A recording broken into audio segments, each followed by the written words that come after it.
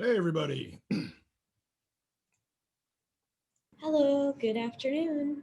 Good afternoon. Hello. Hello, hello. All right. It's kind of an interesting day outside.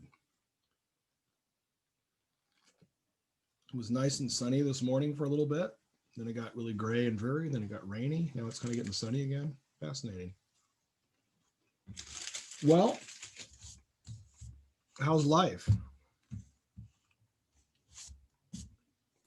Pretty good. Stressful. Stressful. People kind of making it to the end of the week here. We're halfway through, I guess. It's good. First week of school is always a crazy scene. So, okay, cool. Well, let's see what we get to today. Any questions off the top of our heads here? Let's get the Figma rolling here. Do, do, do, do, do, do, do, do, do. Were we supposed to have watched the Blender tutorial video by today? Yeah. But if you didn't, you didn't. We can review it, So it's just the Blender, the tutorial is really good because it kind of gives you a really good overview and just so you kind of see what the whole thing is. It's kind of easier sometimes to see it on a video, like when it's happening live. It can be a little bit like, oh my god, what's happening? So we'll get you through it though. We'll get you started. Okay, just making sure. Yeah, you'll live, but I would definitely recommend watching it sooner rather than later. So let's go here to, what's the date today? It is January 6th. And let's see, let's make a little thing here on the Figma. So go ahead and fire it up. And let's do something like this. We'll just do something boring.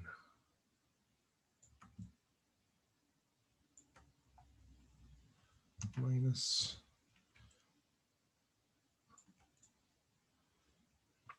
Maybe you guys can just jump in. Go ahead and grab a rectangle here and just sign in. Give us a doodle. Start doodling. We don't have to keep it nice and neat. We can make it kind of crazy and chaotic. There you go.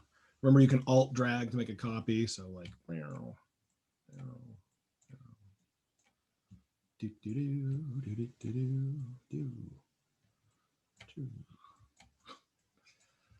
you go. Yeah, so we'll go ahead and start doodling. All right. 3D, it's one more than 2D.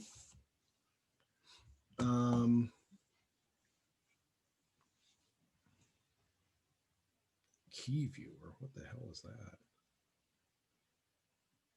Cursor viewer. Oh, I had my notes. I had my notes from Monday. I was like, what the hell? Here. This will help out. Let me get a couple of things set up here. There we go. Keystroke Pro. Then we'll get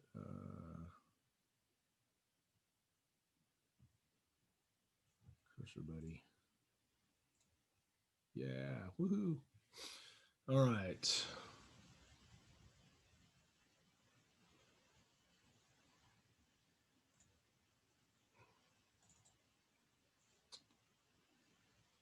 Okay, get a couple other things set up here. Yeah, it'll be nice to have this first week kind of down and to kind of recover a little bit. Man, sometimes it's a little rugged or hardy or hale and hardy.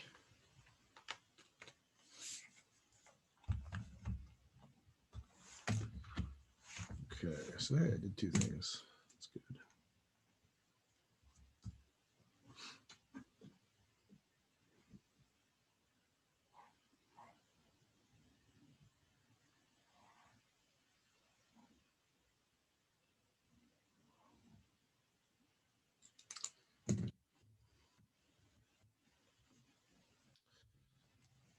It's kind of soothing to watch people draw. Kind of chills me out. Here, I'll draw something too.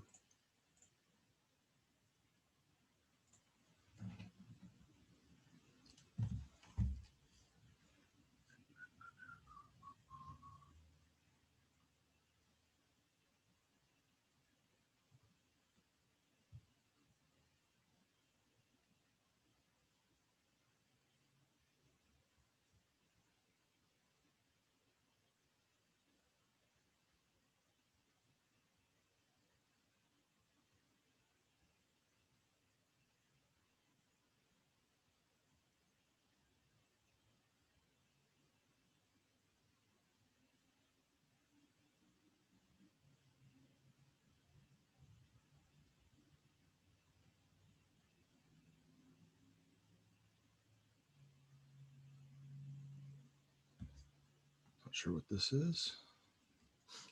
All righty.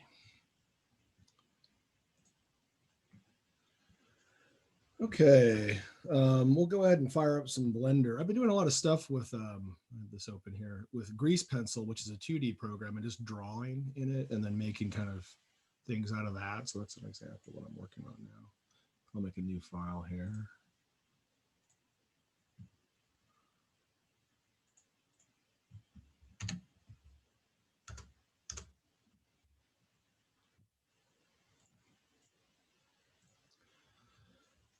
Oh, what the hell is that? All righty.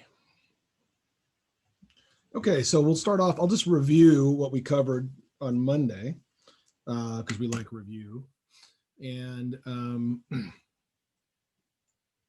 we did some stuff and we did some things. And so to quick review, using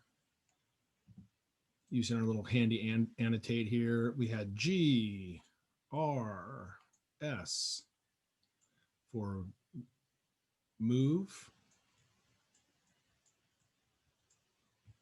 rotate,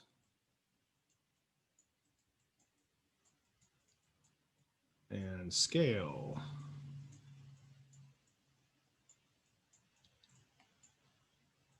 And this is what we call transform.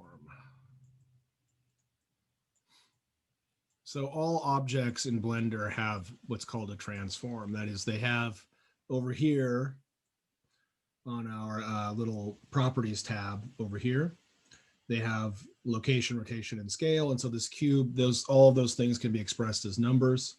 So the location is 0, 0, 0. That's where all three of these axes line up.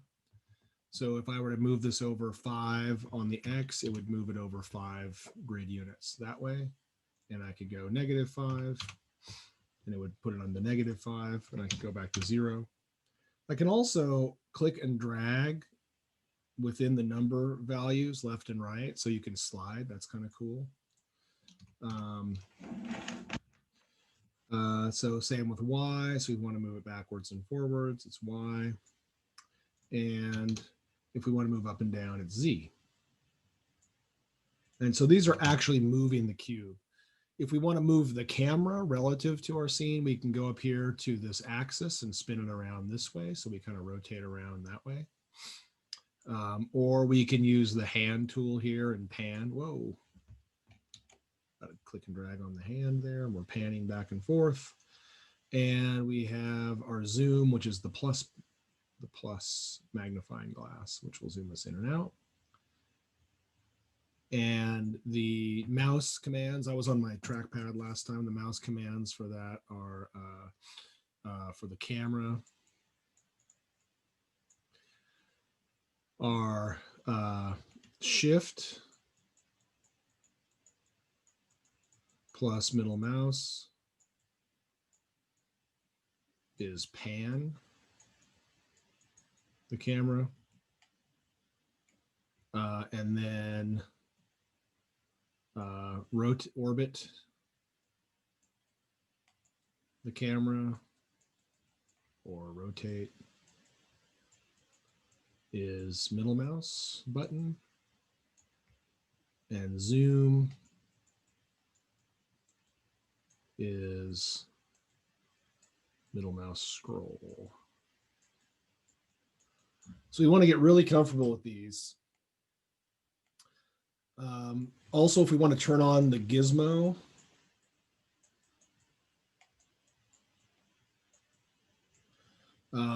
which is the move gizmo, we can go up here to our little gizmo overlays up here, top of the screen, and turn on the move gizmo. And that way we can always come out here and just grab these arrows.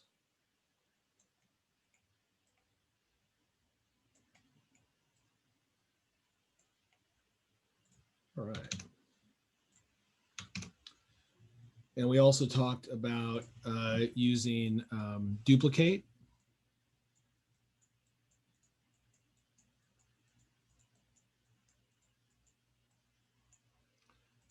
Shift plus D is duplicate.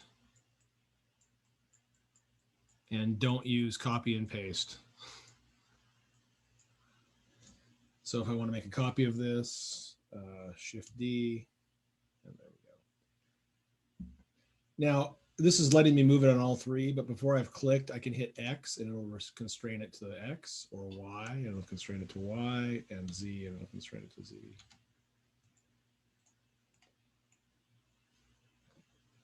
You can also use these commands up here followed by an axis to constrain it to the axis. So X, Y, Z, or Shift X, Y, Z. So this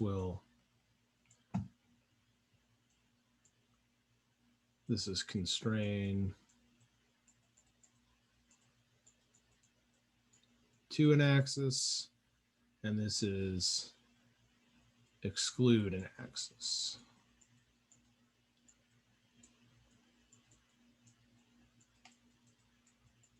So here, if I want to move this on this cube on the x-axis, I can just hit GX.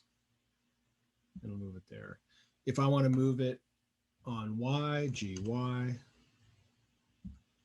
And if I want to move it just on the red and the blue axis, which are X and Z, I can hit G and Shift Y. That means exclude the Y axis. So now it's just moving it on X and Y.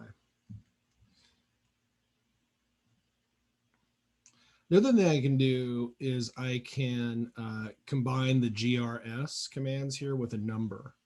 So I can say, take this, I want to rotate it on Y on the middle, 45 degrees. I could say R for rotate, Y for the axis, and then 45.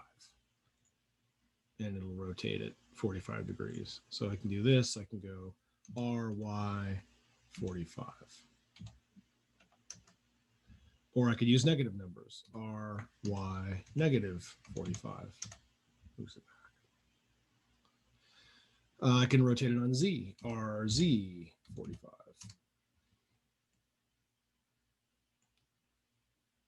And I can undo. Okay. And I can go back here and zero these out. All right, so those are the real basics. So do you have any questions on this? Just yell it out. All right.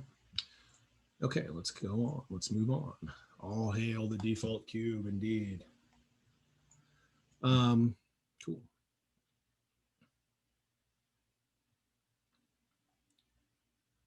So each of these objects is listed up here in the scene outliner, right up here in the upper right-hand corner, and they have a name. And if you're like one of those people that's organized and nice and neat, you'll get in the habit of renaming things sooner rather than later. I kind of, I would say 3D people are about half and half, you know. But you want it, before things get too out of control, you want to start naming things. Don't just leave it as cube. So we can also select things by picking them in the outliner. We also have a camera object in the scene and a light object by default. And I'm not going to worry about those too much yet. Okay. So that's our review. Oh, scale. If I want to scale by if I go S1, it won't do anything. So that's 100%. If I do S2, it'll scale it by 200%. S.5 will be down by 50%. And you can see each time we do this, these numbers over here change. So watch what happens when I go S2. It changed all these numbers to 2. So if I go S.5, it takes those 2s, divides them by 0.5, and it gets 1, or multiplies it by 0.5 and gets 1. Yar. Okay. So another thing we have is Blender has some kind of hidden menus. So the N, if you hit N, it opens up this little fly outside menu over here, and it toggles that on and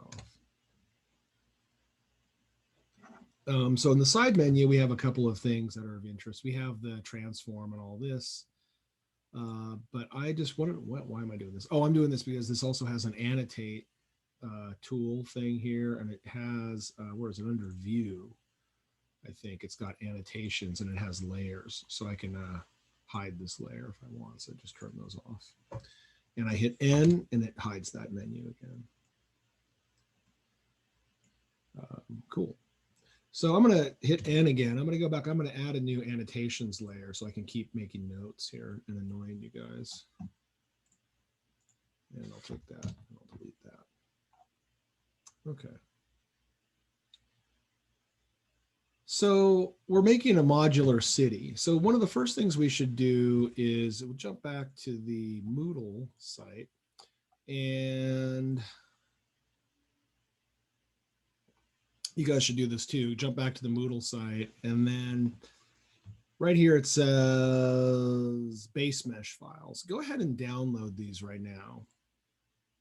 And what it'll do is it'll jump into this drive with all of these files in here. All you have to do is go up here and click on this. This is the folder, and say download. And it'll zip it up and download it. So go ahead and download those base mesh files. Base mesh.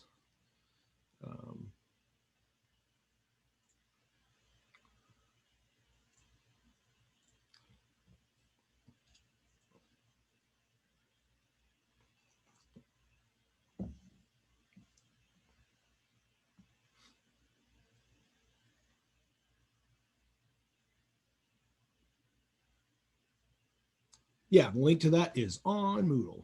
It's up here on the Moodle site, base mesh files right there. And so what you do is you click on that, it takes you to this folder, and you can just click up here in the folder name and say download, and it will zip it up and download it. That get you going there, Chance? Cool.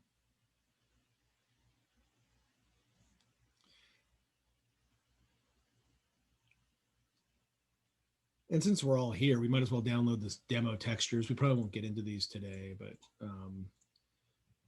go ahead and download these two. Why not? Or not. Same thing. Just go up here, click the folder, and say download.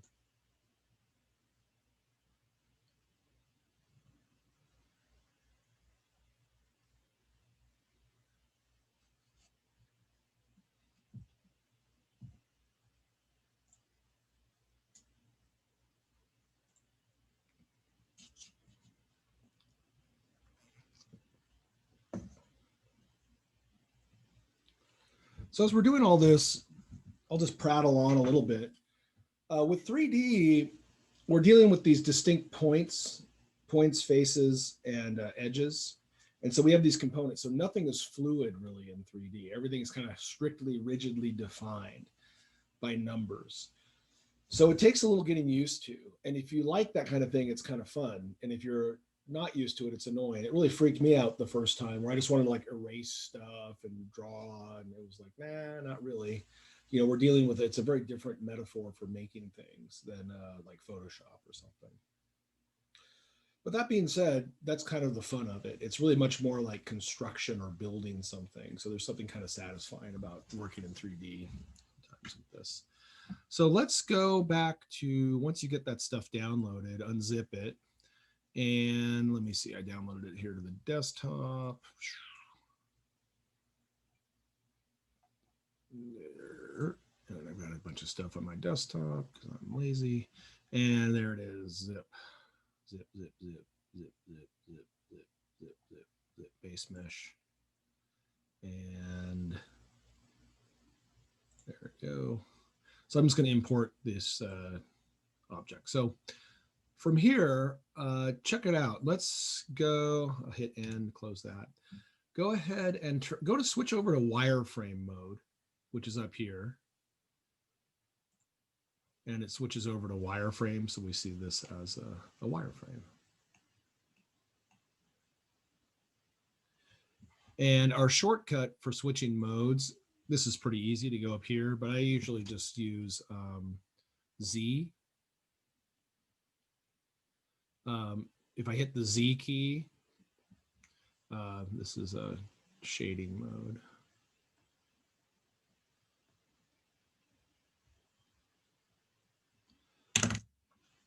So if I just go Z, it brings up that menu and I can switch back and forth between solid and wireframe. And it's just gestural. I don't have to wait for it to come up. So that's kind of cool. You just go Z and swipe right, Z, swipe left. And that gets you between shaded and wireframe. And then you have rendered, which is up. And then material preview, which is down. Well, let's go to wireframe. And we'll go file up here at the very top, import, and we're going to go FBX. So FBX is a universal file format. It's kind of like a 3D version of like a PNG. And so it's a way to bring meshes between files. So Blender files cannot be opened by Maya files, and Maya files cannot be opened by Blender. So to move models between those formats or into something like Unreal or Unity, you use an FBX or an OBJ. You have to use one of these universal formats. So we're going to load an FBX file. Now, does anyone not have that show up? Let me do that again. When you go File, Import, there should be an FBX option. If there's not, please let me know, because we can fix that. All good? All right. Blink. Nice. All right, so now we're just going to go back and find that file that we just downloaded, desktop, base mesh, treasure trove. And let's go ahead and import this guy, MI base mesh, base mesh Bravo, 180 centimeters solo.fbx. So this is a little guy that I made for sculpting in 3D originally, but now I've been using him for this class kind of just as a scale. He's about 6 feet tall, just almost exactly 6 feet. So it's kind of meant to give us a sense of how our geometry relates to to the human scale. So we'll bring that in. And so now we can see, whoops, our hero here. And we can switch back to shaded mode. So you can see he's stuck in the, what's that called? Not corbomite. What does Han Solo get frozen in? Carbonite. Carbonite. Thank you. Yeah. Corbomite's from Star Trek. All right. The corbomite maneuver. Okay. So now we have this guy stuck in here, but sure enough, he shows up here as base mesh Bravo.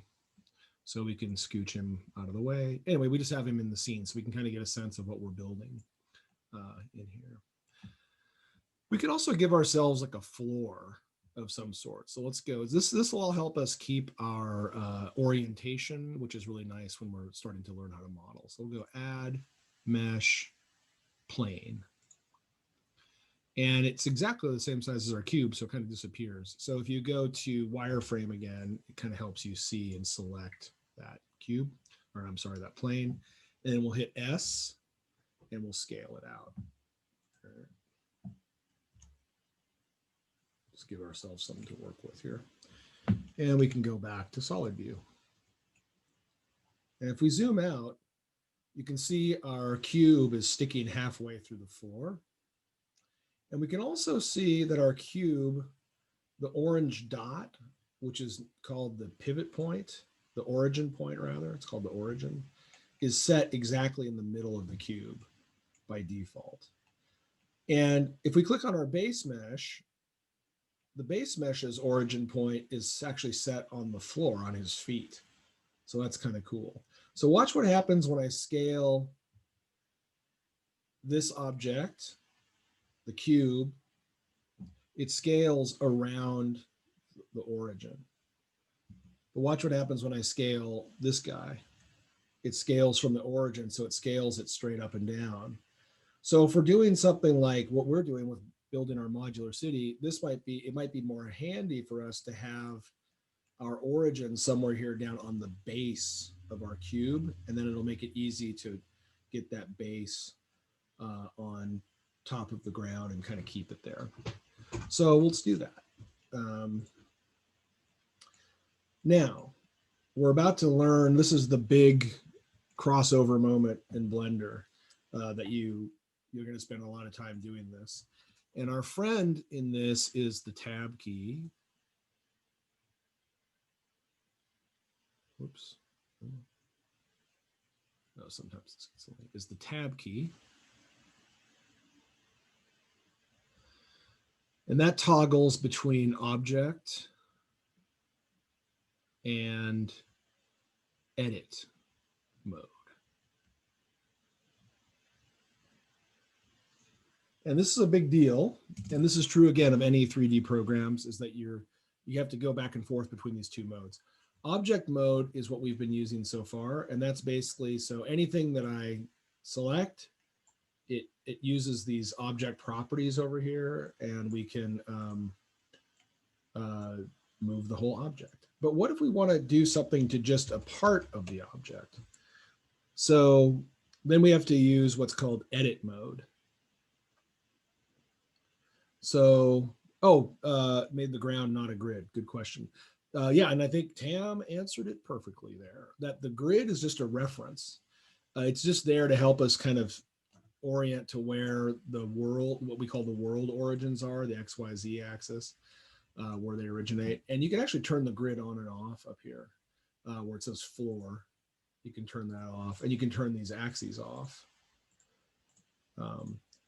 But you can also just turn everything off up here, like annotations and everything all at once when you click on that blue icon. Good question. Yeah, and please just jump in with questions. So let's say, so we want to move into edit mode. Before I worry about the origin, I know I was talking about the origin. Let's just play around with edit mode a little bit. So I'm going to select my cube. And so I'm going to hit the tab key.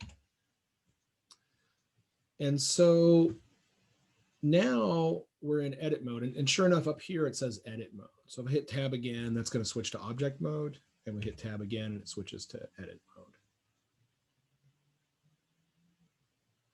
You can also just do it manually up here, but usually we use the tab key. So in edit mode, you can see that it's selected. I'm going to go to wireframe just so it's because we've got this plane in the way here. In wireframe, we can see we've got all of these are our points, our vertices that we talked about. And the cube has 1, 2, 3, 4, 5, 6, 7, 8 vertices. And it has 6 faces, like a 6-sided die. And it would have 1, 2, 3, 4, 5, 6, 7, 8, 9, 10, 11, 12 edges. Now we can get the official word on that by going up here to our overlays section, hitting the arrow and choosing statistics. Today, this is not the end of the world if you don't have this on, but I really recommend you turn this on. And what this does is it gives us this kind of heads up display readout over here of information about the geometry in our scene. So this selected object does in fact have 8 vertices, 12 edges, and 6 faces. And because we can divide our quads into triangles, since it's 6 quads divided by 2 would be 12, or multiplied by 2 is 12. Cool. So all of the vertices are selected right now. So if I just move this, right, it's basically like moving the cube. But because we did it in object mode, in edit mode, the origin stays here. So if I tab back into object mode and I go to rotate this now, watch what happens. If I want to rotate this on the y-axis, like spin it around, it rotates around the origin down there, because we took the components, the vertices, and moved them relative to the origin. So sometimes you want that and sometimes you don't. So let's not do that. So I'm not going to move these right now. But what I could do is I could select these vertices down here and I could move them up. Let's say I can move it up exactly 1. And so I could go G, Z, 1. And it would, whoa, and it would move them exactly on top of the plane there.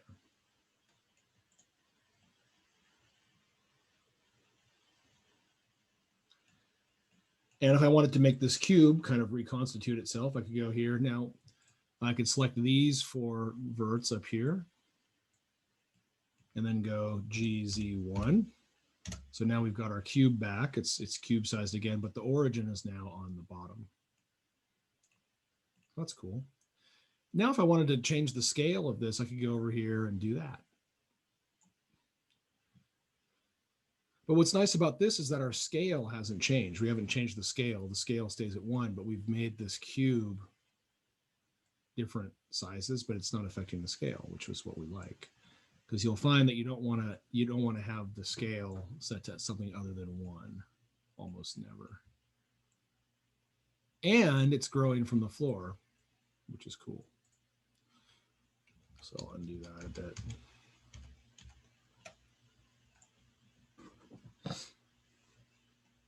So that's kind of one way to move our origin, but we'll show there are many other ways and kind of faster ways to do it. But that just shows you that this is edit mode.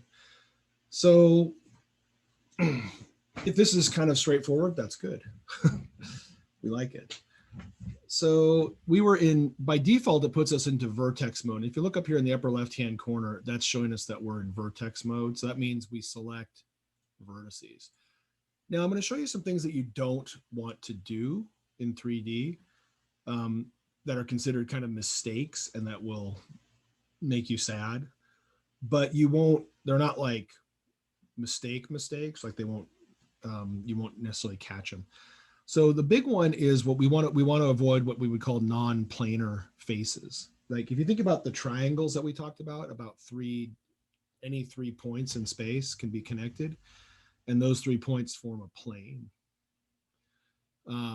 And so if we just have 2 points, it's going to be an edge, and there's no direction to the surface of an edge. We don't know what the orientation of an edge is. But with the plane, we know the orientation of that plane. So like for our default cube, this plane is facing towards us, this plane is facing up, and these side planes are facing onto the sides. So what we want to avoid is non-planar faces. So if I take this vertex and I do this, that's bad. Because this plane is now non-planar. So it's 4 points, but they're not defining a single plane. If you wanted to model this, what you'd have to do is split this into 2 planes. So you'd have a plane that goes from these 3 points and a plane that goes from these 3 points. So you can do that. Let's see, I think it's by J. So that's what we want. We'd want to have, this is legal geometry here. So with this, Jink, but this is illegal because you can see it doesn't make any geometrical sense. That's kind of like physically impossible to have that. So you want to avoid non-planar faces, but this would be fine. So shift select will let you select more than one thing. So this is fine because this is planar. Everything stays planar, so that's cool. But we wouldn't want to do this. Like we could scale these on X. That's not good because these side faces are going non-planar. So what we're going to kind of learn today is that to add geometry where you need it, but don't add any more than you need. So we just kind of want to be a little bit careful whenever we add geometry. And yeah, here we go. So let's also check out, so that's vertex mode. We can also use edge mode. So I'm going to click on edge, and now I can move this whole edge. So that's good.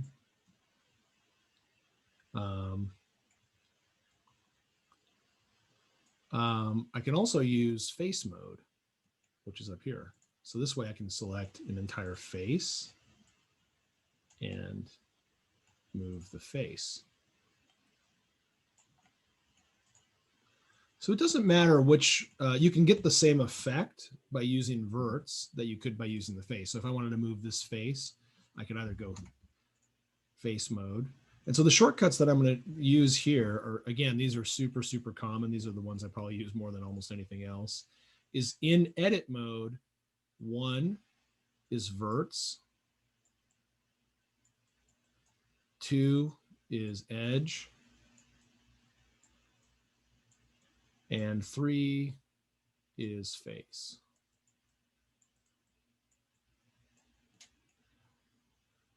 So if I hit 1, I'm back in invert mode. And you can see with my face selected, it just changes into a 4 vert selection. If I go to edge mode, it just changes into a 4 edge selection. And if I go back to face mode, it just has that 1 face selected.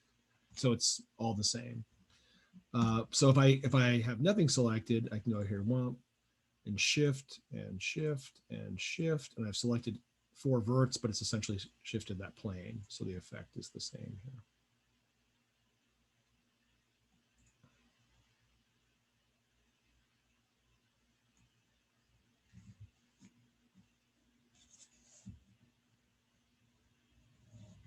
So 2 for edge and that down.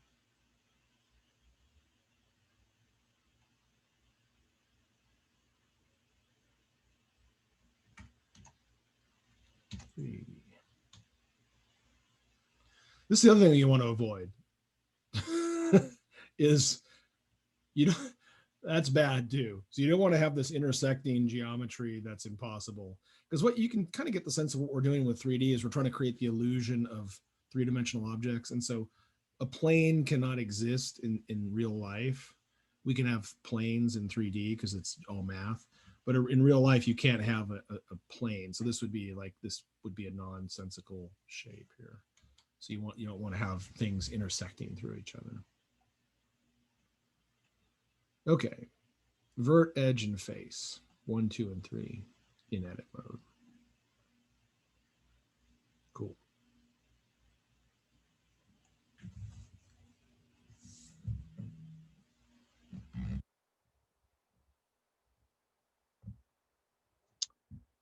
All right, let's do a couple of other things here.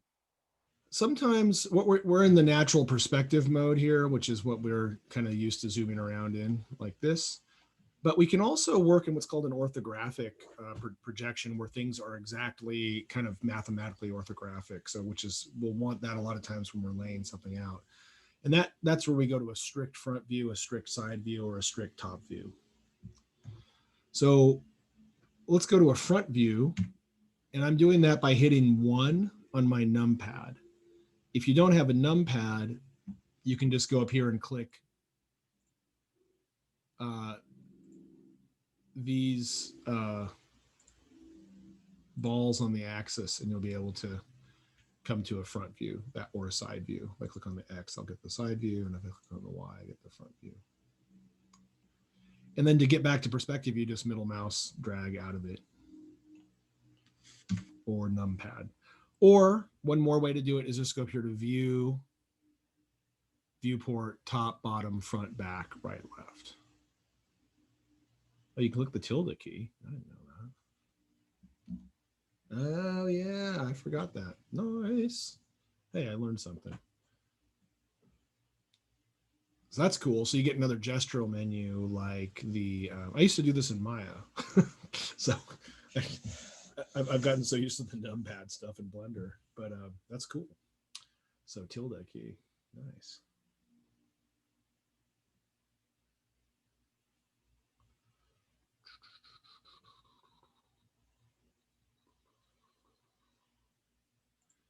So let's go to the front view. So we've got this, and let's say I want to line these edges back up. I'm like, oh, this angled thing was cool, but I want to have this back to being a nice flat surface here. So how would we do that? Well, we can either hit 2 and we can start dragging this up and down, but it's hard to get it just right. You know, I could go to side view and I could really just do it by eye, and that'd probably be fine. You know, who cares, honestly? But if I wanted to snap it exactly, um, we'll use the snap modes. So, and what we want to do is we want to snap this edge to this edge, but only on the Z axis. We don't want to snap it actually on top of it. So the way we do that is we go up here to this magnet, which is the snap, turn it on. And then we go over here and snap to, we're going to choose vertex. So snap to vertex. And that's this little ruler looking thing over here. That's the kind of snap. So we want to choose vertex snap. And there are also some options here, which we'll get to later. Sometimes these things come into play. They definitely do on grid snap, which we'll talk about in a moment. But all right, so I'm going to take this and I want to snap it to this. So what I can do is I can move it down on the Z axis. And I'm like, oh, dude, this is not snapping. This is a ripoff. So we want it to snap right into that place, but it's not doing it. Well, here's the trick. This is actually kind of weird to get used to. It's kind of fun though. Once you get it, you're like, oh, that's what it was. And I swear to God, in Maya, it took me like a month to figure this out. That what you want to do is you want to, you're constrained to Z because you're dragging the Z axis, or you've hit G, Z. And all you have to do is just drag your cursor, because it can't drag on any other axis. Drag it over to the axis, to the vert you want to snap it to. Ta-da. Yeah, it snaps it perfectly every time. So I'll show you that again. So you drag it down on Z, but then drag your cursor over to the vert you want to snap it to. It turns orange. So drag it on top. Z, drag it on top. So if I did that without using this gizmo, if I didn't have my gizmo on, like I'm about 50-50 on that still, I could just say G, Z, it's moving up and down, and just drag over here.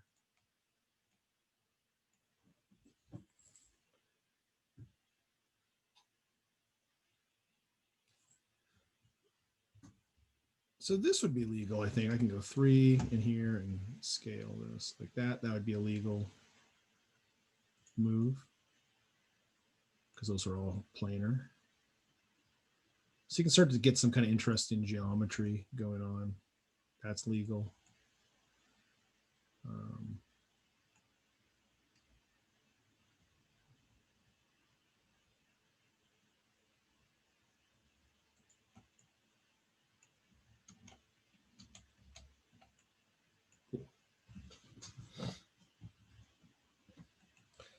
So it works with verts too. So if I have a vert and I got this out of place or something, I'm like, oh, uh-oh, I want to move this back. I could go G, and then I'm in snap mode. So I just have to kind of, oh, no, this is interesting. Yeah, check this out. So let me turn off snapping for a second.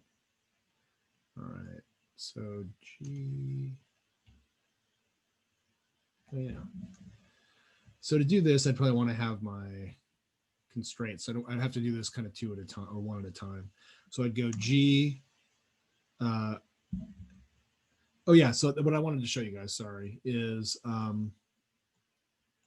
back to annotate for a second. Control temporarily turns on the snap.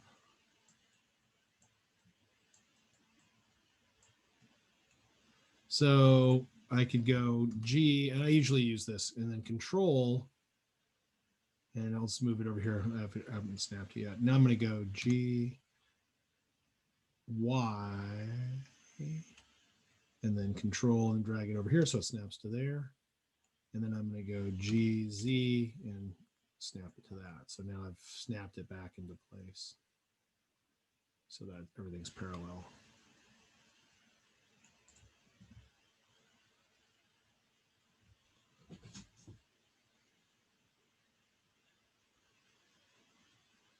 So if I tab back to object mode, now you can see our origin is all screwy. It's back here. It's still on the right plane down here, but it's out of place. Let me show you another trick.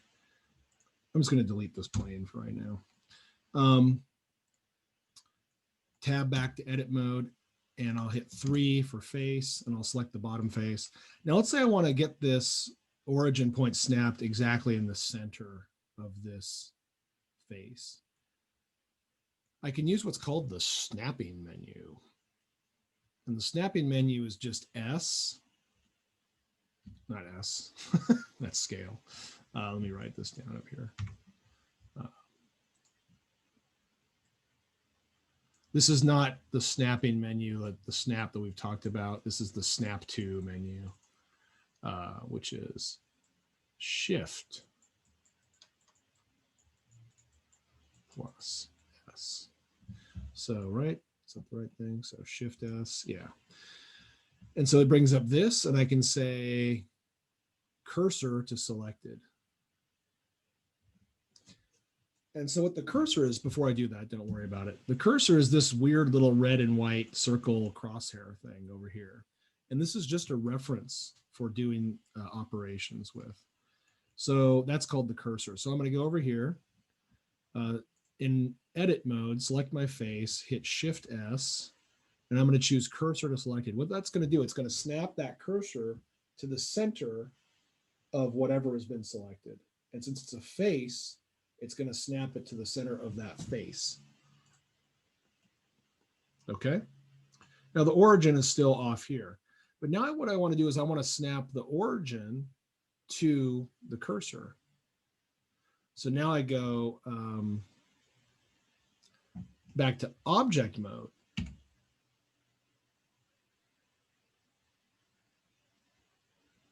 And now I can hit Shift S, and I can say, oh no, I don't hit Shift S for this, sorry. Go up here to object, set origin to 3D cursor. And I'll just leave that up there for a second so you guys can see it.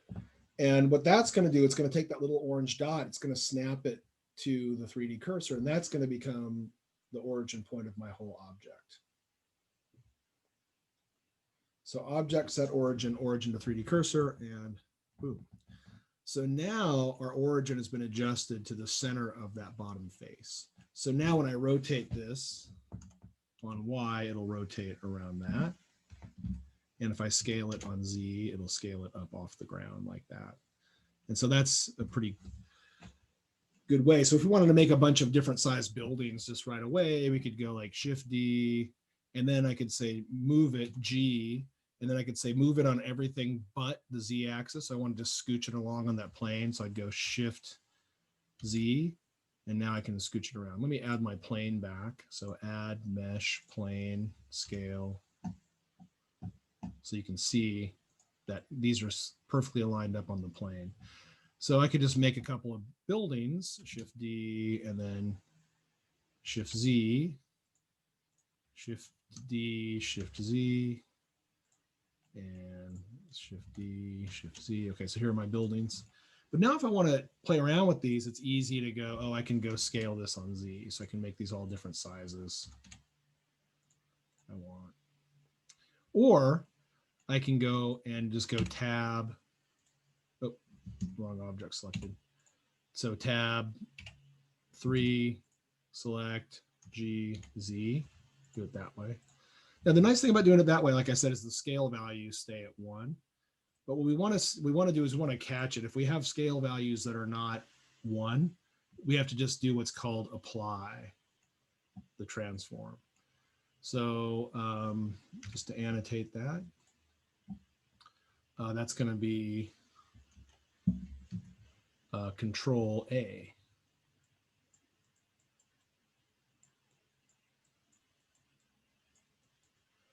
And that's going to be apply transform.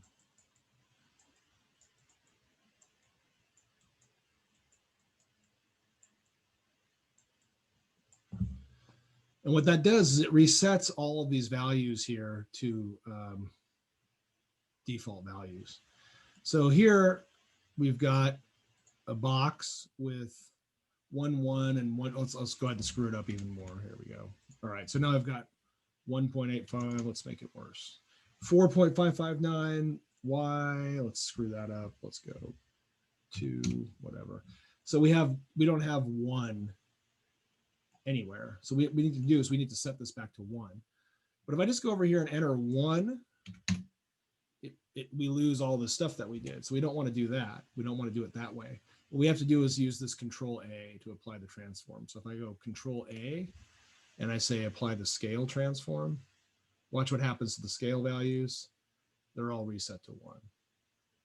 Because now everything is going to be based off of this being the default of shape of this object. So we're changing the default shape to be what it is currently. So the scale values are 1 here, that's fine.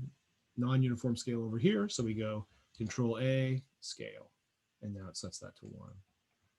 So if I scale this up on Z, and I want to change that from there, I just go Control A, scale. Now, sometimes rotation, you might want to reset that. Sometimes you don't want to reset it. So we won't worry about that too much, but scale generally you do. And location, you generally don't want to change it, but there are some cases where you do as well, because that's actually telling you where the object's located in space. So you want to generally keep that. But there are exceptions to that. So our floor has these 23, 23, 23. We want to change that. So we go select our floor, Control A, and apply the scale transform. So now it's back down to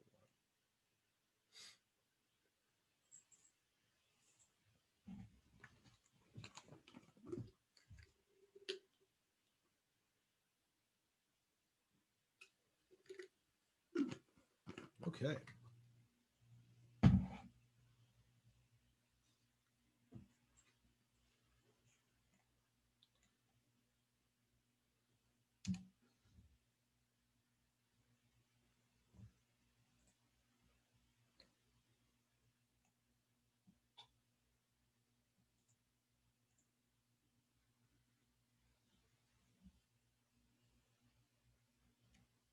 So Blender's kind of persnickety about deleting stuff. There's a reason for this later that'll become obvious, but to delete something, you hit X and it asks you to delete it.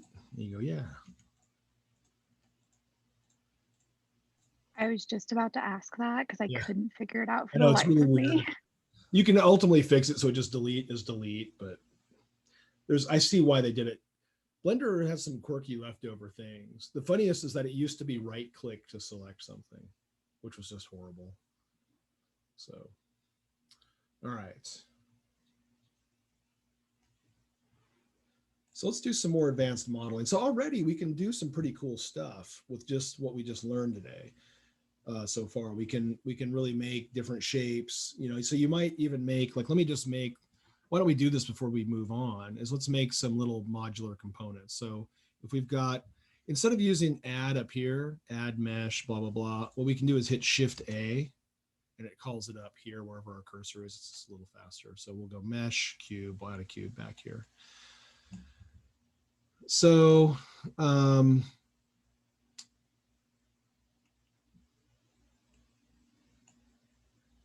we can also snap to the grid. So we've got this grid here. And that's up here, that's what's called increment. Increment is the grid snap.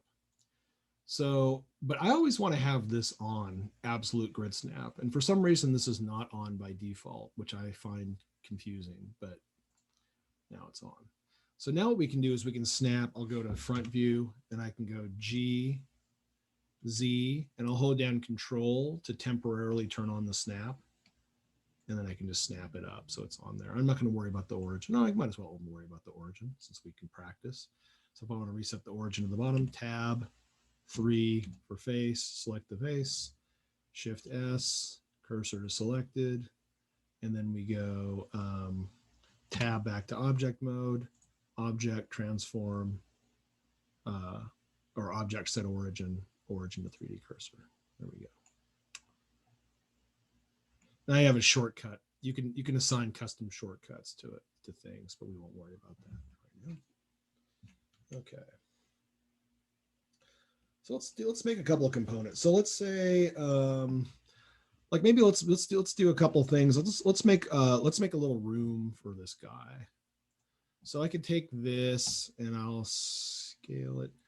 I guess I'll scale it on X. So I'll make a wall kind of thing. That seems like a pretty decent wall there. And then I'll move it G, Shift Z, so I can kind of just scooch it around here. And I can make it a little longer if I want. So I go S, Y. And we can get into modular construction later. I'm not too worried about getting these things to all match up with each other. And I'll grab this and I'll go GZ. I'll just pull that up. So kind of make a little room for our friend here. And I'll tab back to object mode and I'll duplicate it, Shift D, and I'll go rotate Z 90 and G, Shift Z, and move this around and Shift D, G, X, move it around this way. All right, so we've got kind of a little room here. And for right now, I'll just leave it with these three walls.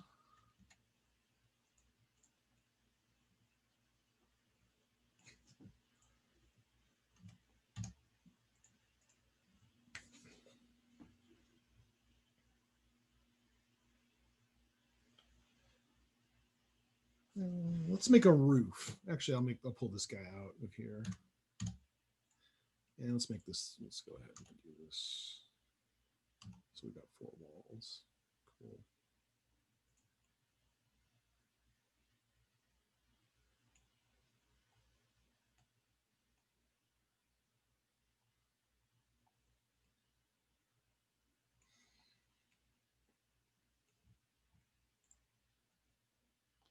So let's go ahead and make a roof on this, kind of like make some kind of a roof. You can do different kinds of roofs, like just for a little variation. So we could say, all right, let's go. How do we do this? So I'm going to add a cube, Shift A, cube. And then I'll drag that up, hold down on Z, Control. Okay. I'll turn my gizmo back on. And then, so how can I do this? So what happens if I go tab into object mode, 3 for face, select the top face and scale that down. And then maybe move it down or something. And then tab back to object mode and I'll move it up over here. And now I want to reset my origin to be the base of this. So I tab into this, Shift S for snap, snap the cursor to the selected, tab back to object mode, object set origin, origin to 3D cursor. Okay. So now if I want to snap this to the middle, right exactly between these two things, I could select these two things and say snap the cursor to those two things and it'll snap it. Oh, it snapped it there. That's cool, whatever. And now I can say snap this selection to the cursor and we'll move it down there. And then I'll move it up here. And I'll just keep scaling this out a little bit. So something like that. And I'll just move it so it sits down on that. Now, if I wanted to snap this exactly on top of that, I would switch this to vertex. I want to snap to a vertex, and I would hold down Control and move it down, and then just drag my cursor over one of those top verts, and it will sit perfectly there. So now I've got a little roof. And now we should rename everything. So I'm going to go here, click on this. I'm going to call this roof.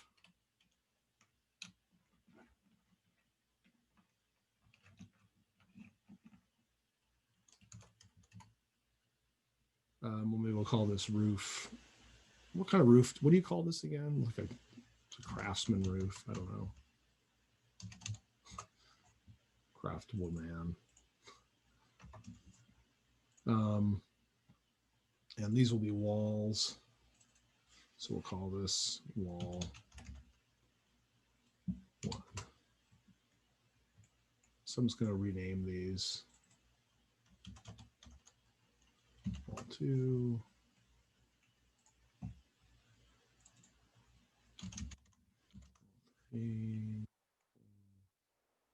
Let's change the names later. All right.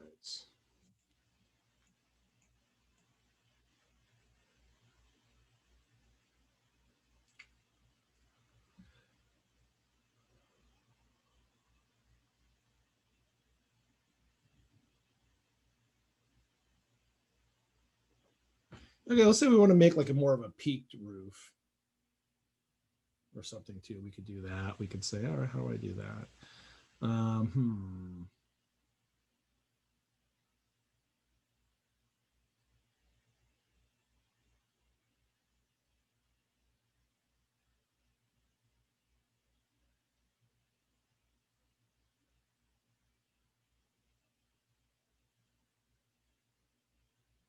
That'll work. Let's try it. So we could do that the easy way. We could just say like, well, maybe I'll just make a copy of this. And then I'll rotate it on X. I like that. And I'll take this. I'll make it a little wider. Scale it on X.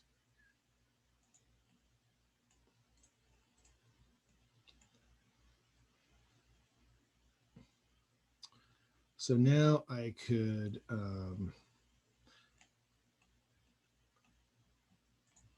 here's a little trick. Shift H. Oops, not Shift H.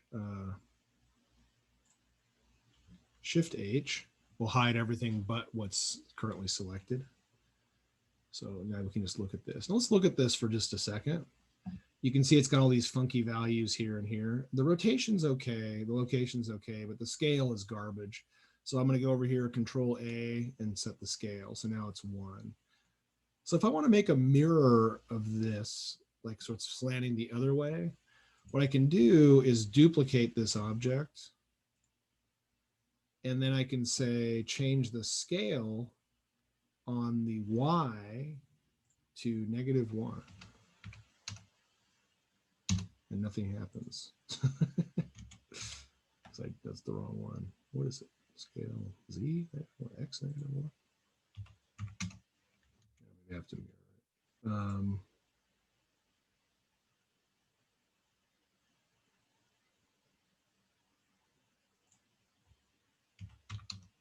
No.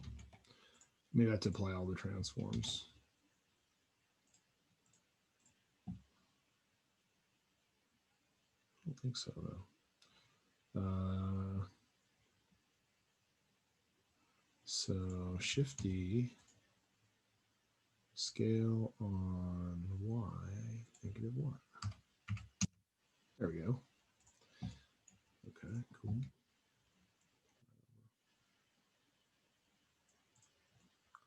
So now I've got a little peaked roof. You can hide these things. You notice that they just got their eyeballs turned off, so we can turn these all back on to unhide stuff. And now we can join these into a single object by shift selecting them and just going up here to Object Join. And you see the shortcut is Command J. And then let's get this origin a little bit better place. So we can go up here to Object, set origin to Geometry Center. And now the origin's in the center there. It's not exactly where we want it, but we're just kind of playing around. So just want to get the idea down. So I'll hide this one or I'll just move it out of the way for right now. So we can kind of get a sense of how our roof is looking here. Maybe we want to make it bigger. Look at it from the front. That looks pretty good. Side, that's pretty good.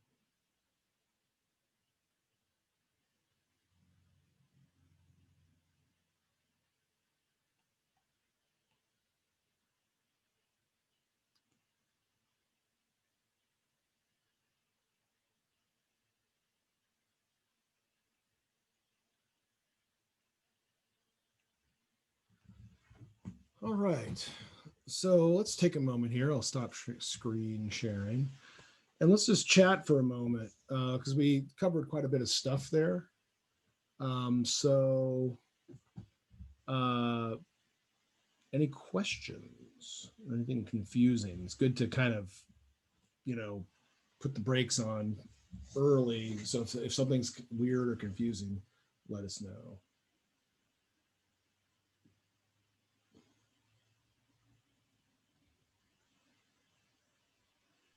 I have a question. I'm not sure if, so when you're, like I was trying to do the house thing and like build walls and can you use the magnet thing to snap stuff into place? I kind of got Totally. confused on that part. Yeah. Okay. Yeah. The snapping takes a little getting used to. So I think let's just start over again. And we'll snap it this time. So I was being a little fast and loose there. So let's go ahead and let's make a Shift A to add a cube. And then we'll Control Z and drag it up. Oops. Yeah, I'll just do it. Just go GZ1. Okay. So now let's make this into a wall. So, all right. So I want to.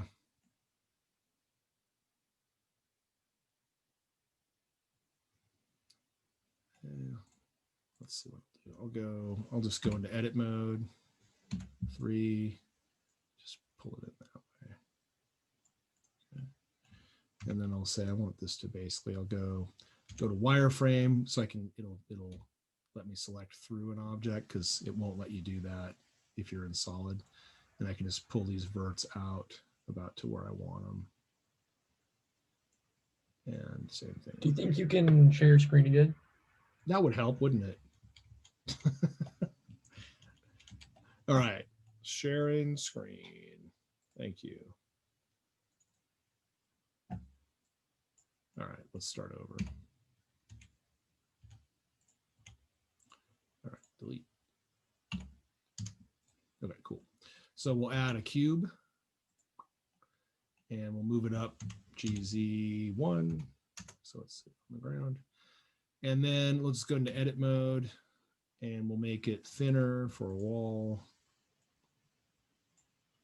Then I'll snap to the front and then I'm going to go to wireframe and 1 for verts. I can grab all these verts and kind of drag them out here, grab these verts and drag them over here. And then we'll just go ahead and drag these up to about there. Now, if I wanted to snap this to the exact location of, let's say, this vert here, what I would do is I would go up here, set my snapping to vertex. And then I would go hold down, either turn it on, I'll just turn it on. And that way I can go and just drag it so it snaps to that vert. Go back to solid view, you can see that. Now my origin is all wonky, it's all out of place here. So to adjust my origin, I could say, well, let me make this easy. I want these things to snap to each other in a more coherent way. So what I'm going to do is I'm going to say, I want the origin to be right here on this bottom corner. So I'll go tab into vert mode 1, select that vert, use my snap menu, cursor to selected. Okay. Tab back to object mode, object set origin to 3D cursor. So now it's right there. So now, if I want to check this out, so I'll make a duplicate of this wall and I'll rotate it 90 degrees or -90, like that. So now if I want to snap this to, well, it's already snapped in there, so that's kind of boring, but that gives us a nice clean, let me see, I can always move my origin point. So I want this to snap to this back wall. So what I'll do is I'll make a copy, Shift D, and I'll move it back on the Y-axis. No, I made the wrong copy. This, Shift D, and we're going to move it on Y, I guess, X, X.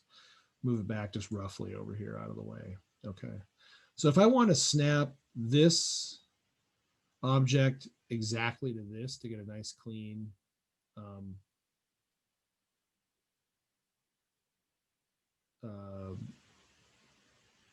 joint like we did over here, I can go, probably want to do it. I want to snap it to that corner down here. So what I would do is tab into, oops.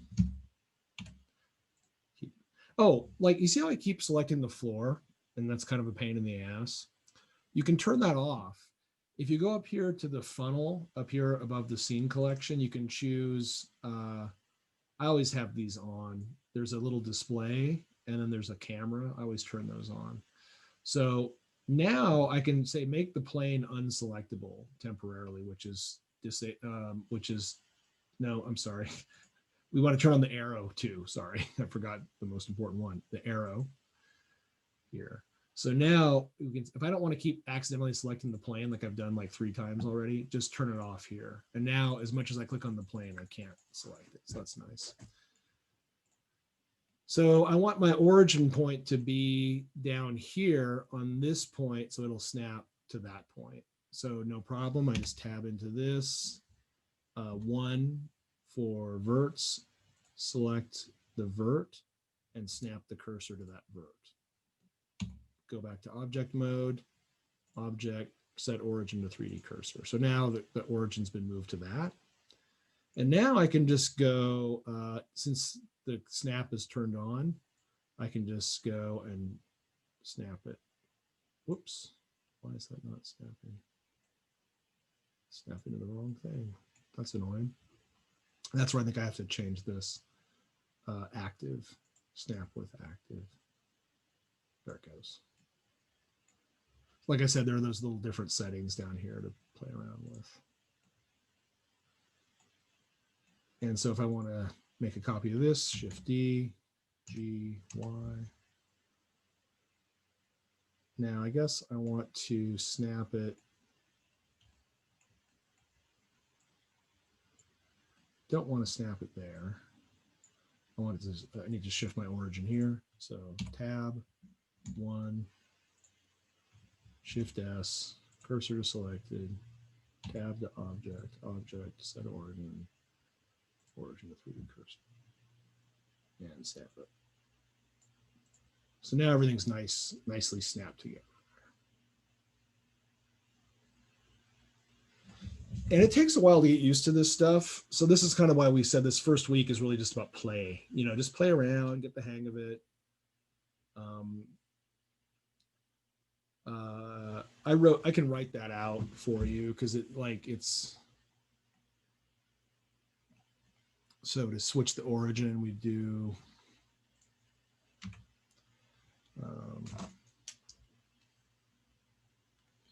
so for, oopsie daisy.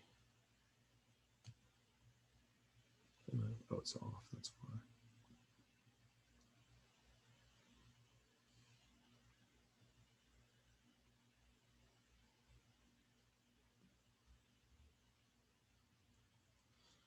So to adjust the origin, select object,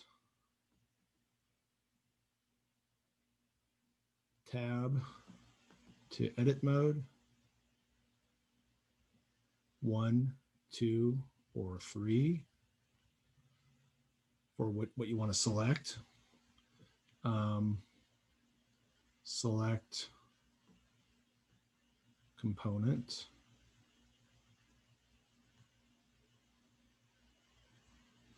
So the first thing is 1, 2, 3, 4, 5, Shift S, and we're going to choose snap cursor to selected.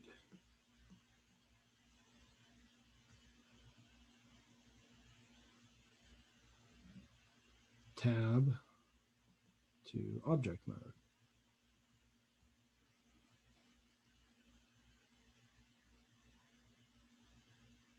object.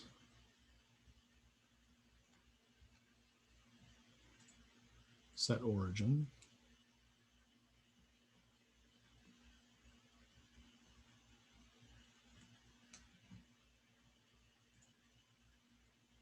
Origin to 3D cursor.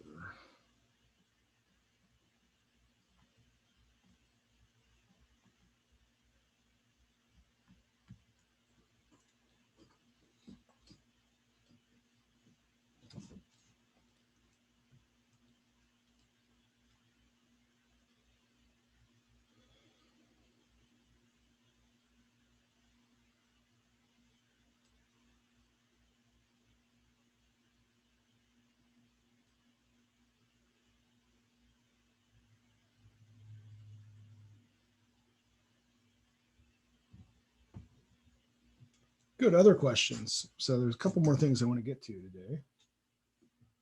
Let's see. And like I said, I would really, really recommend that Sean video. And the other one is really excellent too. The one on the dungeon, like the dungeon one that he has on his YouTube account is what we do this in the rad class as a kind of a crash course to get people thinking about getting people comfortable with Blender. It really covers a lot there that we'll be doing for this next project. So, and I'll cover it, but it's a good reference for this stuff. So, yeah.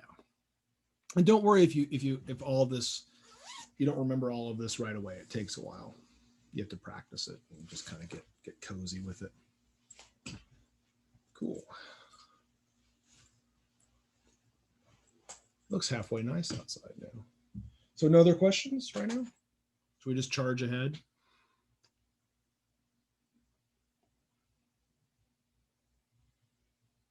Cool.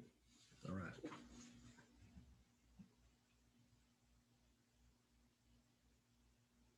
Okay, make a note to myself here.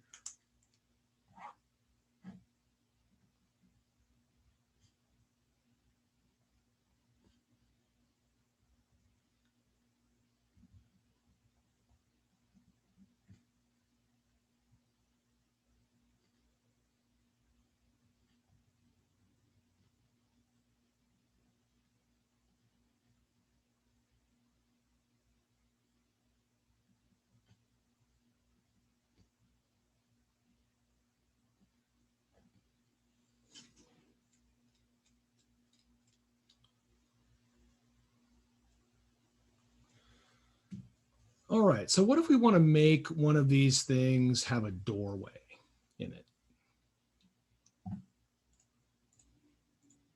How do we do that? I guess you could subdivide the edge so that more points are on it, and then like figure out a way to cut the points out of the object. Totally. Yeah, there are a bunch of ways to do it. That's great. That's actually spot on. You could do exactly that. Exactly. What Really? I just guessed. Oh, that's totally it. You have to do a couple things to fill it up, but that's basically it. Yeah, you could do that. And so let's play around with this a little bit. And what I'm going to do is I'm going to show you a couple of different new operations that are at this component level, the edit mode. So how do we cut holes in things is the question. And in a way, one of the answers is you don't really cut holes in things. You have to kind of approach it from a different mindset. There is a way to cut holes in things called Booleans, which we won't cover today, but Booleans are pretty neat and they're fairly useful. But we'll show you kind of the oldie fashioned way to do it. So you keep control over the geometry.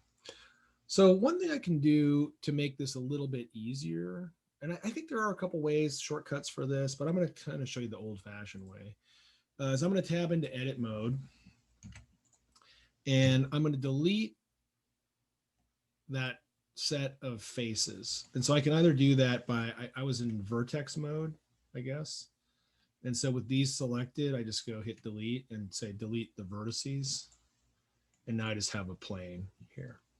Okay, cool. And I think when I'm working in 3D, it's easier to just think in 2D first. Like, what do I want to have if I did a front view of this in 2D? What would it look like? And don't screw around with the extra D when you're doing this kind of work. So I'll go into one of the orthographic views so I can see this, and I'll hit Shift H so I hide everything else. So I'm just looking at my planar wall here. Okay. All right. So now I want to cut a doorway in here. So how do I do that? And so, like I said, for me, it's a lot easier if I just work in 2D like this. So I'm going to do subdivide. And so we'll right click on this. Oh, in edit mode, sorry. And we'll just right click and choose subdivide. All right. We don't need this. Yeah, I guess we do need it over here. So now I've got this extra subdivision. And so in fact, I'll want 2 subdivisions. So I'll undo that. So check this out. I can also go, oops. Oh, I can't believe I'm forgetting the shortcut for this. God, this is embarrassing. What is it? Is it? Subdivide. Okay. Timeout.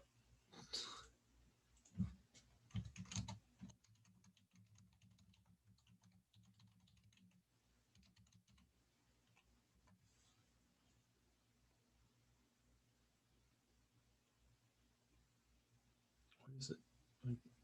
Control R. Okay. That's all right. So I can go here and go Control R. And this gives me a subdivision. And this is kind of funky the way this works. Is if I just clicked on it, it'll actually slide it so I can put this wherever I want. That's kind of fun. But if I usually want to have it in the middle. So I'm like, oh, I started moving it. Ah, no, it's not right. But just hit escape and then it'll put it back where it was in the middle. All right. But what I want to do here is I want to add 2 subdivisions. So I go Control R for subdivide, and then I hit 2, and it gives me 2 subdivisions. Now I'm going to go the other way, and then I forgot to set it, so I hit escape, and it sets. Hit Control R this way. Wherever you move the cursor determines which way it's going to add that, and I'll just go, yeah, it's fine. Click, click. Okay. But now with that edge select, those edges selected, I can move them up and get our doorway kind of set like this. And I should use my guy to see the, so I'll turn him back on. Needs a decent sized door. So I'll tab back out for a sec.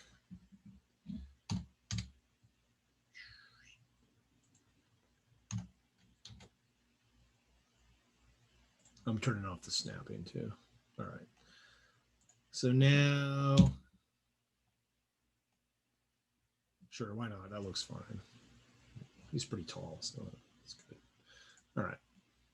So now I've got a door here. So now I can just go into face mode 3, select that and hit X and delete the faces. So I've got that. So I have a 2-dimensional door or doorway. Well, actually, let's see. Maybe I'll do something like this. I'll undo that. Instead of deleting it, I'll separate this off. I'll separate this plane to make the door that fits perfectly. So what I'll do is I'll go, instead of hitting delete, I'll go up here to, I'll right click and I'll choose separate by selection. And then when I tab back into object mode, I have a door object. That's the right size, so that's kind of cool. So I'm going to hide this door object for a second. All right. So now this is our big moment of truth here is we want to do what's called an extrude. And so E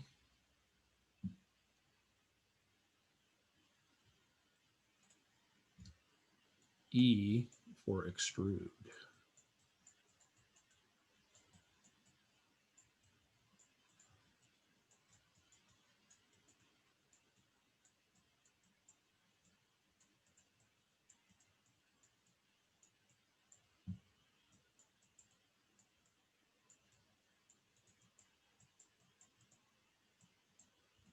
So it's the way to create depth. So E for extrude. So I'm going to go into edit mode, select all. So A is select all, another important one.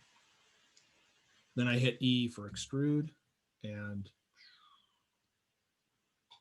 I have thickness.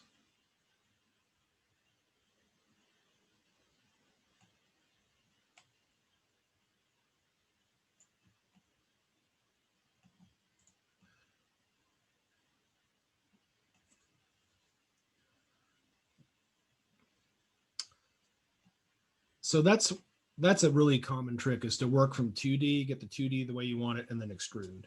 So like if you could take like a top view map of a city and get the footprints of a building, and just get from that footprint, you could extrude out something. So for example,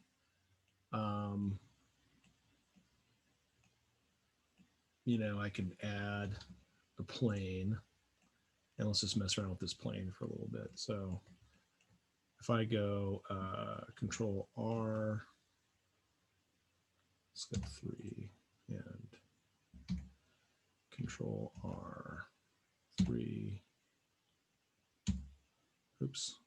Control R3. And okay, so let's just kind of play around with this a little bit. Let's go 3x faces. Let's go 4, I guess.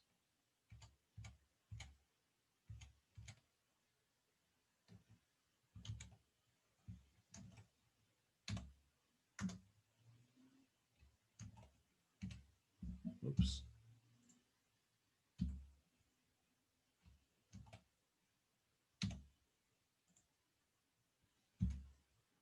Okay.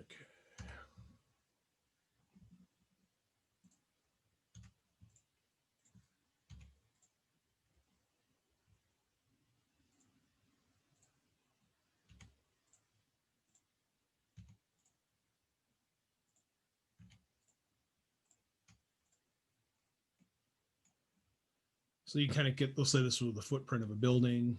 You can say select all and then extrude. Whoops. Oh, I just made a classic mistake actually, is that I added a new object into this object over here. So it reads this as one object. So that's generally not what you want to do, but we can fix that. I'll show you how to do that. So I'm going to extrude just these faces. Oops, daisy.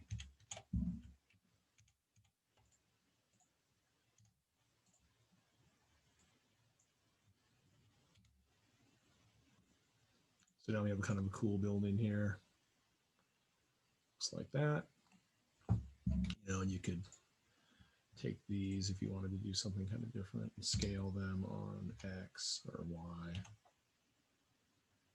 Do something like that, you know.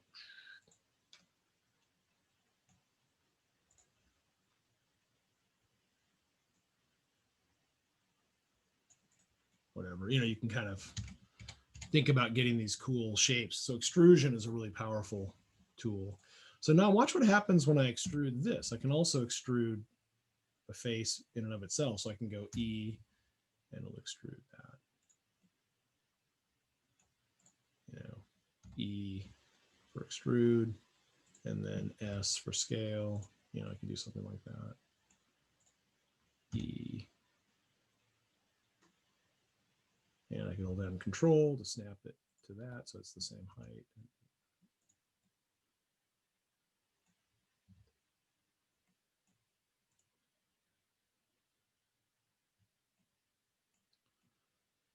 So extrusion is a really important tool. The other one is I for inset. So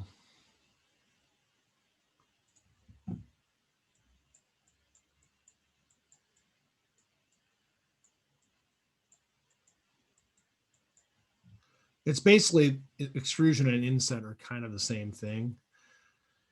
It just, inset keeps it on the plane that it starts with. So we go inset and it creates these 4 new faces. Oh, this drives me insane. Why? I'm going to undo that. What Blender does, one of its charming quirks, is it it does the adjustment from the closer your mouse is to where you make the adjustment, the less control you have over the adjustment.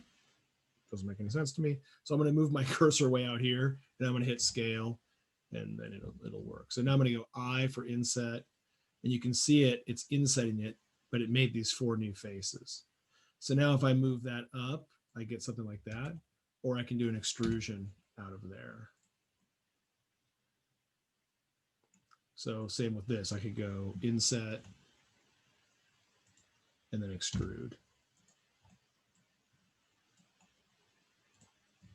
Inset, extrude. Now I could probably do these at the same time. I could go extrude, and I'll hold down control and snap them to this so they're at the same size. And then I'll scale these at the same time. So these are not, that's not what I want. That's kind of cool, but it's not what I want. So I can change up here the transform pivot point, which is individual origins. That's the little thing here. And I think that scale will work better now. Yeah.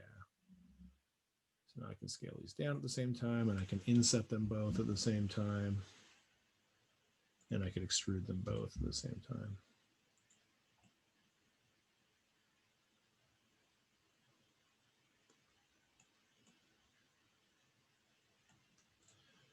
And set this back to whatever it was.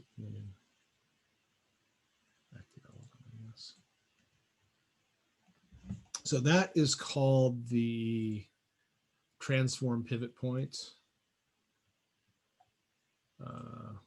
So that's another thing you've got under your control.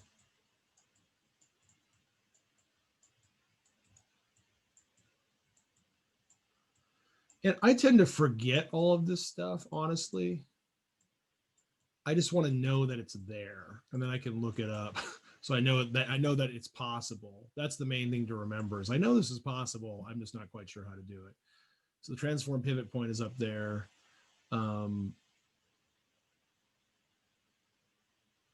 Yeah.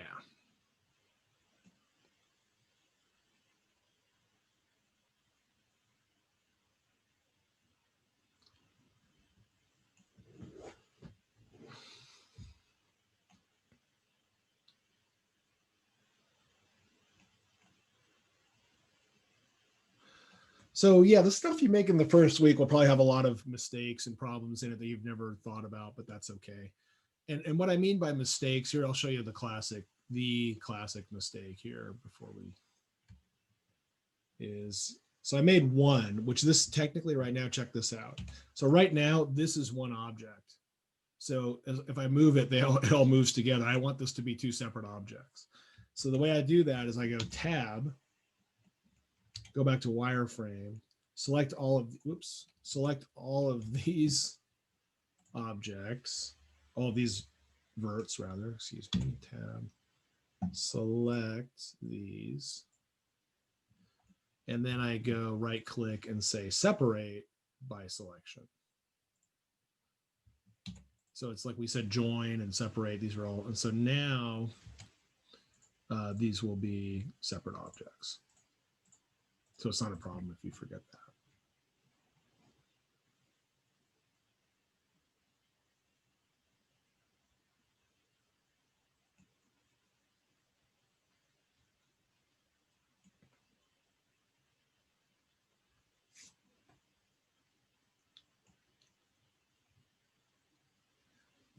So yeah, philosophically at this point, is it easier to do it this way, or is it easier to use different objects? Like if I pull these back, like we have all these different objects out here, like, this roof, like these roofs are kind of the same thing. Sometimes it's easier to keep them separate. Sometimes it's easier to kind of do it as one piece. There's no right answer to that. Like this door object, which is a plane. If I want to make it into a door with thickness, I just hit extrude. Oops, I have to be in edit mode. Tab, select the face and extrude it. And then I've got a door. And then I want to set the origin point to be somewhere on this face over here. So I can select this face and Shift S, cursor is selected, tab, object, set origin to 3D. There. So that way when it opens, it'll rotate on Z, it'll open like a door. You know.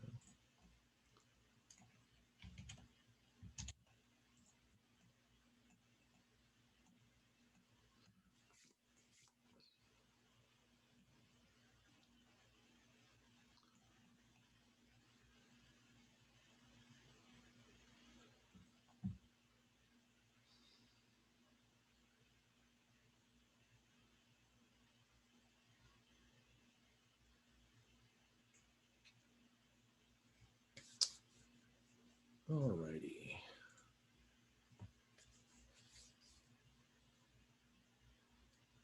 So once you make a few pieces, you can kind of repeat those pieces, and there are ways to group things and join things and all that. So yeah, there's a lot to take in, but you don't have to have it all figured out at the beginning. Just let yourself kind of experiment and try stuff out and say, I wonder if this will work, you know, I wonder if this will work.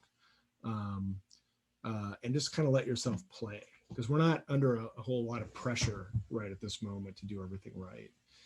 We're just going to try to, like, if you're doing it right, it's right. If it works, if it looks good, it is good, as we say.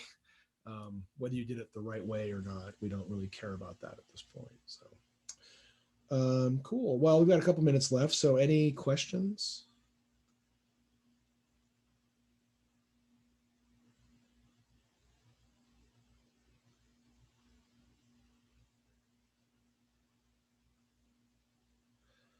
So what I would recommend you guys do is, let's jump back over to Figma for a second.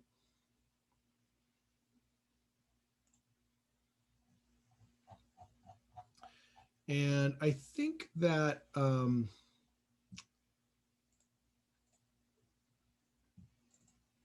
if we, like, this was a little example of like, I started to make these kind of basic components, and we talked about gray boxing and white boxing a little bit on Monday. And so you can kind of let yourself just do boxes and move things around and, okay, how do I want to model here? And we're always kind of playing back and forth between too little detail and too much detail. And so you don't want to jump into adding a bunch of detail to something until you kind of have a sense of what its function really is. So keeping things really simple and gray boxing is not a bad way to go. I also really recommend that you guys do some of these little drawings like this. Like, these were some ones that I just scrolled out in my notebook just to kind of let me think about little shapes and kind of basic things. Because a lot of times once I get into 3D, my creativity goes like that sometimes, you know, where but if I look at this and be like, oh yeah, let me make that, you know. So you're kind of playing both the role of the architect and the contractor. The contractor's job is like, tell me what to do and I'll do it. You know, I'll build it. If you want a trench over there, I'll dig it. If you want a wall put up there, I'll put it up. The contractor is like the builder, is the functional maker. And the architect is like the planner. It's like, oh no, we're going to have a thing over here with glass. And the contractor's like, okay, got it. You know, you tell me, I'll do it. So you have to be both. You have to be both the architect and the contractor at this point as you're learning this. So this is kind of an architect's, you know, dreamy, squiggly, goofy drawing, but that gives you a lot of information so that when you go back over, like, how would I make this or this in 3D as a wall, you know? So we kind of learned how to make these types of things. We haven't learned how to make rectangular or circular things yet, or arches yet, but that's pretty, we can show you how to do that. It's an extension of what we were just doing. Yeah. So for Monday, you know, try to see if you can come up with a couple of modular building pieces. So even if they're really simple, even if they're just basically cubes that have been changed, kind of like we did today, you know, even if you've done that, that's totally great. Maybe you make 3, 4, 5 pieces. Maybe you make some columns. Maybe you make some skyscrapers or houses or whatever, but make 3 or 4 or 5 pieces at least, you know, for Monday. And don't worry, they don't have to be good. They don't have to be amazing. Just let yourself make them. Just go through that process of, renaming them over here, which we didn't really do much of. You've got your scale model, you've got some component, you've got, edit mode to work with now. So let's see what you guys can come up with. Yeah. All right, is everyone still awake? Barely. I've been fiddling around with Blender Awesome. throughout the whole No, that's great. class. That's why I love it. I mean, I love it. Right, exactly. That's what we want. We want it to be. That's what's fun about this. Is like you can just wiggle around with it and have some laughs. So, yeah, we can kind of do a little show and tell on Monday. We'll just kind of see what you guys came up with, and so you can kind of it's just informally just show to the class. It's not, and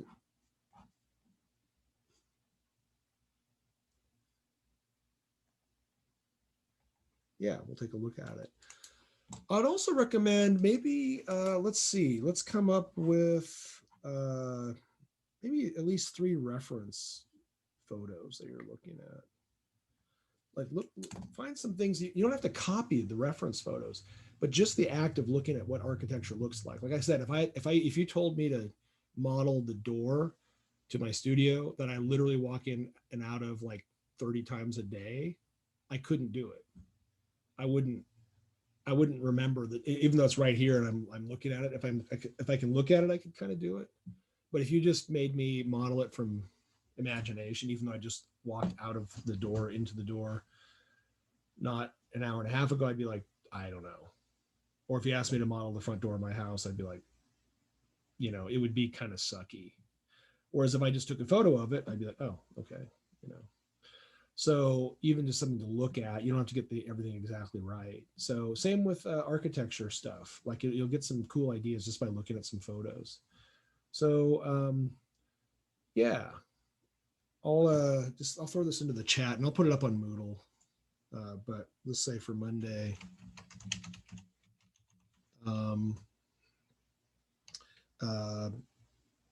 3 to 5 building pieces. And 3 reference photos.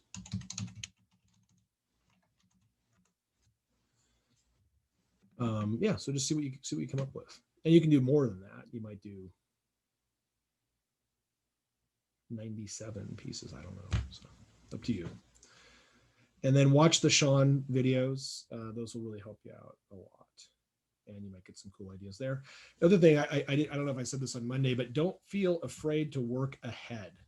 And that is, you can start to get crazy, get onto the internet and start to follow your own curiosity and interests. You might be interested in something that I'm not interested in, but I also don't know how to do it. And then you're like, oh, let me figure this out. And then you could end up teaching us. So that's fun too. So, all righty. Sounds good. Okay, cool. Yeah, it's funny. I'm not used to this. I got used to it last quarter, like, because it's really awkward when you're in a Zoom meeting, like the silences and all that. So, like, should I shut up or do I need to wait longer? When you're working in programs, it's kind of harder because we have to go back and forth in order to Oh, talk. I know, it's a nightmare. Yeah, it's cool. No, this is great. I'm glad you guys are rocking and rolling with it. So, yeah, there's just a lot to cover, but I think you guys will figure it out too. So. Oh, I just wanted to double check. So the 3 to 5 building modules are made by us, right? Yep. And like I Okay. said, set the bar low. Like whenever I'm doing this kind of thing, it's like you can literally make 3 cubes and just change the scale of them and that you're done. Like if that's all you can handle for right now, like that's cool. Like, good job. But if you want to get more elaborate than that, you can, When you say building models or modules, what do you mean by that? Or are that just like this different kind of nothing? components? It really depends on what you're doing, like it could be different walls or something like that. Maybe it's like, oh, I made a wall with a door in it. I made a wall with nothing in it. And I made a wall with like 2 windows in it or something. Or it might just be, like I said, it could just be 3 different blocks that are different size buildings, you know, or it could be, So it's kind of whatever. yeah, just like experiment with, like, let yourself kind of follow what you're kind of thinking about. Like it might be like, oh, let me make some different roofs. So if I have these 3 blocks that are basically the same size, what happens if I add different roofs to them? That looks different. What if I stack Right. different things together? So it's kind of like you're just giving the numbers arbitrary. You know, it's like you're like I said, I showed the other day, it's kind of like this little block set that I have here. Like this would be kind of a building piece, you know.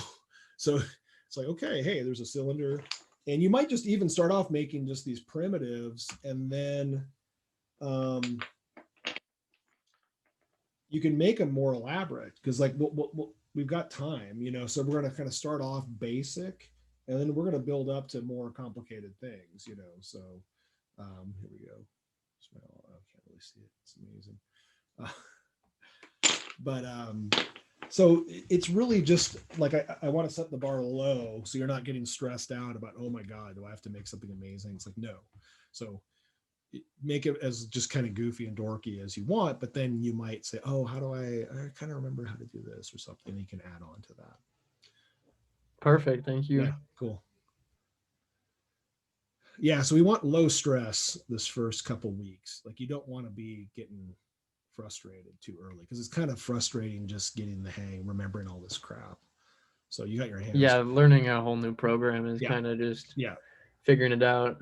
No, it's intimidating. It took me a long time. I just always think back, like it's so easy you forget how long it actually takes you to learn something. So, but I think what I saw in the last couple of quarters of people with 3Ds, people actually were got cruising pretty fast with it, you know. So yeah, have some fun.